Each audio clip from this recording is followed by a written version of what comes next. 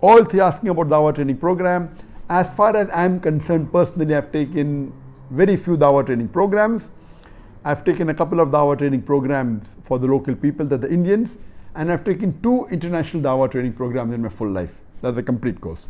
One was in 1999, which was for approximately 40 days. The working days were about 23, 24. And the second one we had after several years, that is in 2016, again in Bombay. In both these Dawah training programs, we select 20 people from different parts of the world. We received hundreds and more than 1,000 applications. We selected, and we had a training program in 2016, January and February, for about 50 days.